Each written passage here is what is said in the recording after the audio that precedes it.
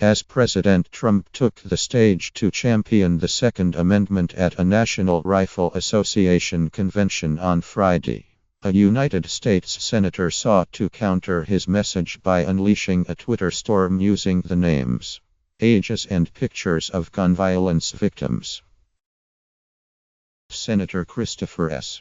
Murphy, Democrat of Connecticut, who has fought for increased gun control since the 2012 school massacre in his home state, posted on Twitter on Friday morning to urge his followers not to watch Mr. Trump's speech and instead think about who we are fighting for. Mr. Murphy then posted 11 messages showing the faces of shooting victims, many of whom were children, including 4 of the victims of the Sandy Hook Elementary School shooting in Newtown, Conn. In a statement on Friday to the New York Times, he said he had started the tweet storm because he knew the substance of the gun control debate would get totally lost amid coverage of the president's speech in Atlanta.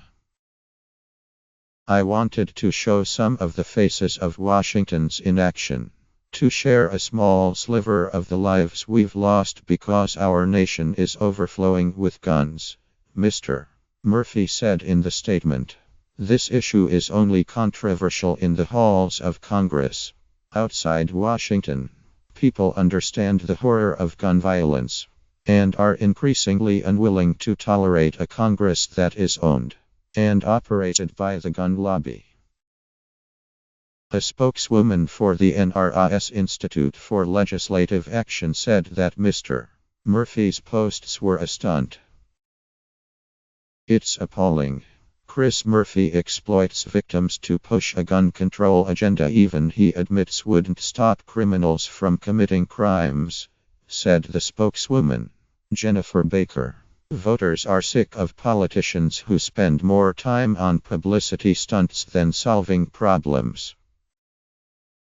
The White House did not reply to an email from the Times, but during his wide-ranging 30-minute speech, Mr. Trump told members of an enthusiastic audience that they were his friends, and that he had come to deliver good news.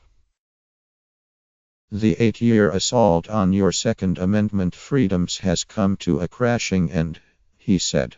You have a true friend and champion in the White House.